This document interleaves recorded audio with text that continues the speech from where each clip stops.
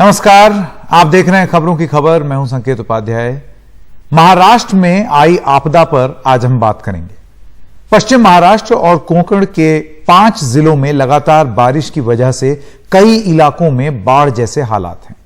रत्नागिरी, कोंकण, सिंधुदुर्ग के कई इलाकों का राज्य के दूसरे हिस्सों से संपर्क टूट चुका है। भारी बारिश के बाद रायगढ़ के महाड में 3 जगहों पर चट्टान खिसकने की घटनाएं हुई, जिनमें अब तक 36 लोगों की मौत हुई। हम 6 अलग अलग तस्वीरों के जरिए आपको बारिश और बाढ़ जैसे हालात में लोग कितनी मुश्किलों से घिरे हुए हैं, यह बताने की कोशिश कर रहे हैं और यह पूछ भी रहे हैं कि आखिर इस तबाही का जिम्मेदार कौन है।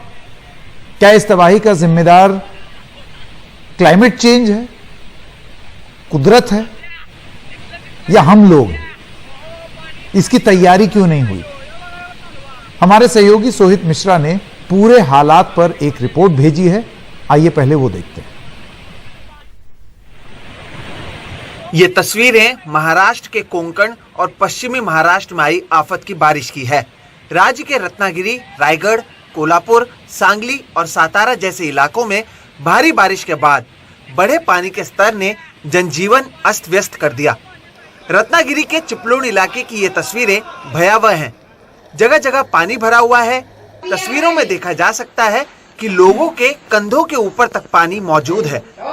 टायर के जरिए एक महिला को बचाने की कोशिश की जा रही थी।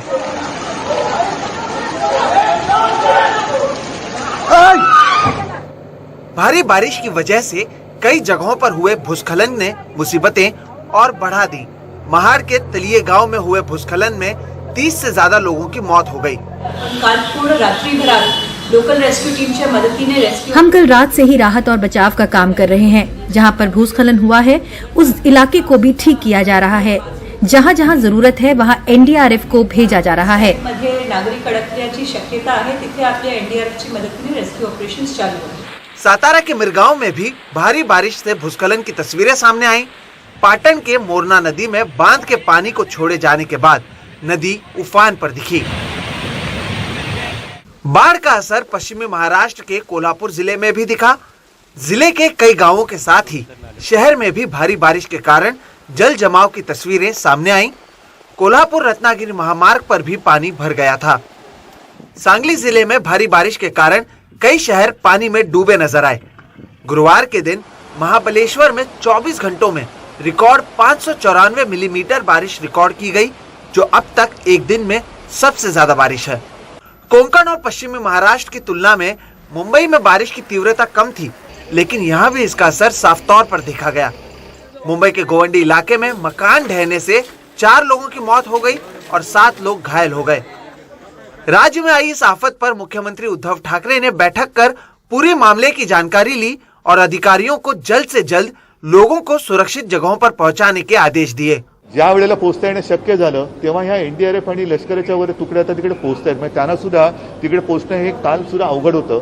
तर आता हेलिकॉप्टर्स असतील, म्हणजे हवाई मार्गे असेल, जिथे शक्य असेल तिकडे वेगवेगळ्या मार्गाने म्हणे असेल, ह्या सगळ्या बचाव कार्याच्या तुकड्या आपल्या पोहोचत। बाढ़ग्रस्त इलाकों में जहां राहत और बचाव का काम जारी है, तो वहीं मौसम विभाग की ओर से शनिवार के दिन रत्नागिरी और सातारा के लिए रेड अलर्ट जारी किया गया है।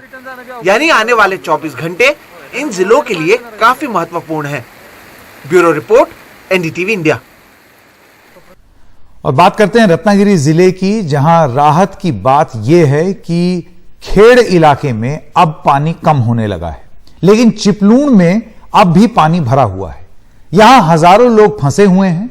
राहत और बचाव के लिए यहां एनडीआरएफ की 4 टीमें लगी हुई हैं। चिपलूण से ग्राउंड जीरो से हालात बता रहे हैं हमारे सहयोगी सौरभ गुप्ता। जैसे ही आप चिपलूण के आसपास के इलाके पहुंचते हैं, तब आपको पता चल जाता है कि कल और परसों यहाँ पे क्या हुआ था, क्योंकि आपको दिखाई देंगे कि गाड़ी कैसे एक के ऊपर एक पानी की वजह से हो गया है। और ये अगर आप इधर देखते हैं तो आपको वो कीचड़ भी दिखाई देंगे जो पानी की वजह से यहाँ अंदर आ गए। दूसरी तरफ, रास्ते के दूसरी तरफ अगर आप देखेंगे, जैसे ही आप चिपलूण के आसपास पहुँचते हैं तो आपको दिखाई देगा कि गाड़ी के अंदर कैसे कीचड़ है और इसे पता चलता है कि पानी कितना ऊपर तक आ गया है। ये गाड़ी पूरी तरीके से पानी के अंदर चला गया था और आप कीचड़ देखिए, अंदर गाड़ी के अंदर पूरा कीचड़ है। इससे साफ पता चलता है कि पानी यहाँ पे कल परसों कितना थे और किस तरीके से यहाँ पे बाढ़ आया था और आगे चल के और भी पानी है, ऐसे हमें पता चला है। थोड़ा बताइए ना, कल क्या हुआ था, क्या कैसे? कल सुबह 5 बजे से पानी भर रहा और दिन में पानी रहा था। तीन बार पानी भरा। हमारे घर में छपरों में पानी था। हमारे 90 उम्र की सासूबाई और मामा मामी और हमारे लड़के, हम 10-11 लोग हम घर में थे। 12 बजे तक वाड़ बग रहा था और 12 बजे तक पानी निकल गया और सुबह 5 बजे तक पानी सब गिर गया। हम लोग रत्नागिरी से आए हैं। हमारा ग्रुप है माउंटेनिंग ग्रुप रत्नदुर्गा माउंटेनियर्स, और हमारे गावखड़ी पूर्णगढ़ जो एरिया है वहाँ पे मच्छीबार बांधव जो बोट चलाने में एक्सपर्ट है, तो हम लोग ऐसे टोटल 12 लोगों का टीम कल यहाँ पे 4 बजे आए थे। हमको गवर्नमेंट की डिज़ास्टर मैनेजमेंट की तरफ से हमको एक बोट दिया गया, इंजन दिया गया और लाइफ जैकेट वगैरह दिए गए। तो हम यहाँ के अभी चिपळूण के जो खेरडी एरिया है जो अभी यहाँ पे देख रहे हैं, पूरा पानी से भरा हुआ था। 20 फीट पानी था। तो जो लोकल घर से मतलब छोटे छोटे घर है जहाँ उसके ऊपर छत के ऊपर जो लोग खड़े थे, ऐसे हमने 70 लोगों को बिल्डिंग में, बड़े बिल्डिंग में शिफ्ट किया है। जो पहले बच्चों को प्रायोरिटी दिया, फिर बूढ़ों को प्रायोरिटी दिया और बाकी लोगों को, ऐसे 70 लोगों को 4 बजे से रात 8:30 बजे तक हमने शिफ्ट किया था। अभी हम वापस जहाँ और जगह पानी है, जहाँ लोग फंसे हैं, वहाँ पे जाके लोगों को रेस्क्यू करने वाले हैं। सौरभ अब हमारे साथ जुड़ गए हैं। सौरभ, अभी की स्थिति क्या है? देखिए, अभी भी बारिश होने का संभावना है, ये मौसम विभाग द्वारा कहा गया है। और यहाँ पे जो लोग हैं, जो डिस्ट्रिक्ट एडमिनिस्ट्रेशन है, वो पूरी तरीके से तैनात है। लेकिन आज की जो तस्वीरें हमारे सामने आए हैं, उससे पता चलता है कि कल और परसों कितने भारी बारिश हुए थे, क्योंकि घर सारे जो है उनके सीलिंग तक पानी पहुंच गया था, फैन तक पानी पहुंच गया था और गाड़ी जितने रास्ते पे थे सबके अंदर चला गया था पानी गाड़ियों के ऊपर बह रहा था और 10 से 12 फुट की पानी चिपळूण में थे। आज तो पानी थोड़ा कम हुआ है, लेकिन अगर आप स्थिति देखें तो कई सारे कोविड पेशेंट्स जो अस्पताल में है वो उनके बचाने के लिए बोट्स लाया गया, क्योंकि अस्पताल के चारों तरफ पानी था। तो ये स्थिति अभी भी है, बारिश अभी भी हो रहा है। अब इस वक्त थोड़ा कम हो रहा है, लेकिन जब बारिश होता है यहाँ पे तो बहुत ज़ोर से होता है और यही अलर्ट और 2 दिन के लिए दिया गया है। तो इसका मतलब यह है कि बारिश के साथ साथ जो ह्यूमैनिटेरियन क्राइसिस है वो भी बढ़ सकता है। सौरभ गुप्ता, हमारे साथ जुड़ने के लिए आपका बहुत बहुत धन्यवाद। एक छोटे से ब्रेक के लिए रुक रहे हैं। खबरों की खबर में और तस्वीरें दिखाएंगे और आपको बताएंगे कि महाराष्ट्र में क्या है हाल।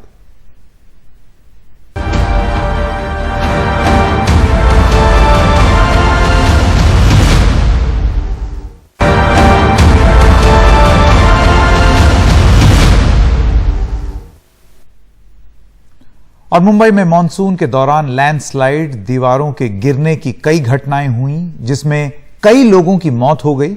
इन हादसों के बाद बीएमसी ने लोगों को उन जगहों से हटाकर सुरक्षित जगहों पर रखने की बात कही थी, लेकिन यह सब कुछ सिर्फ कागजों पर हुआ।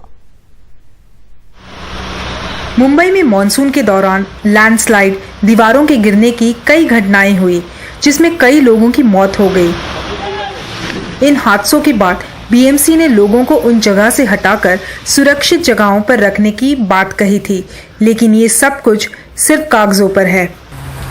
चेंबूर में लैंडस्लाइड में 19 लोगों की जान चली गई। उसी दिन विक्रोली में एक और हादसे में 10 लोगों की मौत हो गई। इसी साल मुंबई में मॉनसून में करीब 50 लोगों की जान घर गिरने, लैंडस्लाइड, दीवार ढहने की वजह से हो चुकी है। अथॉरिटी लोगों की सुरक्षा की बात तो करती है, लेकिन कोई काम होता नहीं दिखता है। हम मुंबई के कुर्ला में एक स्लम में हालात का जायजा लेने पहुंचे। हम मौजूद हैं मुंबई के कुर्ला इलाके में, और जैसे कि आप देख रहे हैं ये सारे जो घर है वो एक पहाड़ी इलाके पे है जहाँ पे लैंडस्लाइड का खतरा है।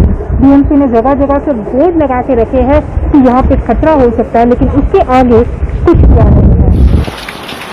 पिछले साल सितंबर में मॉनसून के दौरान अली मंसारी के घर के पास दीवार गिरी थी। उनका कहना है कि अब तक बीएमसी ने मरम्मत नहीं की। डर इस बात का है कि कहीं ज्यादा बारिश में और नुकसान ना हो जाए। पर सडनली गिरने के बाद वो लोगों ने सिर्फ ये आप देख रहे हो ये रास्ता खाली क्लियर करके दे दिया है, और ये अभी आपके सामने ही है। ये कभी भी ये नीचे आ सकता है। देखिए छोटे छोटे बच्चे यहाँ से आते जाते हैं, तो ये काफ़ी हम लोगों के लिए आगे नेक्स्ट अच्छा नहीं होगा। ये फिर अगर कुछ इंसिडेंट होता है तो काफ़ी प्रॉब्लम आ सकता है। और अभी वापस से मैं बीएमसी में लेटर डाल रहा हूँ, लेकिन मुझे नहीं लगता कि वापस कोई रिस्पांस मिलने वाला है, क्योंकि बीएमसी सिर्फ ऐसा एक बोर्ड लगा के जा रही है कि हमारी जिम्मेदारी नहीं है, आप खाली करो। लेकिन खाली करके जाएंगे किधर हम लोग? बीएमसी को कुछ तो सपोर्ट करना चाहिए, एटलीस्ट ये हटा देवे तो हमारा जो डेंजरस हो रहा है वो तो हट जाएगा। 3 साल पहले बारिश की वजह से शाहिदा के घर को काफी नुकसान पहुंचा था। किसी तरह शाहिदा और उनकी बेटी की जान बची थी। उनका कहना है कि उन्हें 80,000 रुपए का नुकसान हुआ। शाहिदा के मुताबिक बीएमसी ने नुकसान की जानकारी ली, लेकिन कुछ भी नहीं मिला। उन्हें हर वक्त खतरे का डर रहता है। रात में जब बारिश बहुत तेज हो गई है ना, तो हम लोगों को नींद नहीं आवे। हम लोग निकल के अपने बाहर खिड़की खोल के चाली में देखते रहते हैं, नींद ही नहीं आती, बैठे रहते हैं। और पानी खूब बहता रहता है, हमारे घर में से भी पानी आवे ऊपर से। इस इलाके के कॉर्पोरेटर विजय टांडेल मानते हैं कि सिस्टम की नाकामी का खामियाजा इन्हें उठाना पड़ रहा है। उनका ये भी कहना है कि अवैध निर्माणों से लोगों को बीएमसी नहीं हटा पा रही है। हर जो अनधिकृत काम है उसके ऊपर मैं काउंसिलर था, मेरी बीवी काउंसिलर है, हर वक्त हम लोगों ने वहाँ पे रिटर्न में कंप्लेंट दी है, और जो प्रभाग समिति रहती है उसमें लेटर भी दिए, और अभी रिसेंटली जो ऑफिसर ये निगलेक्ट कर रहे हैं उनके ऊपर इंक्वायरी करे। मुंबई में करीब 4 से 5 लाख लोग इन स्लम और पहाड़ों के आसपास रहते हैं, जहां लैंडस्लाइड का खतरा बना रहता है। महानगर पालिका और राज्य सरकार मिलकर एक कॉम्प्रिहेंसिव एक पॉलिसी बनाना चाहिए कि उनको आजू बाजू में ही उसी वार्ड में कहीं ना कहीं उनको रिहैबिलिटेट करना चाहिए। ये एक टाइम बॉम्ब की तरह है जो कभी भी फट सकता है।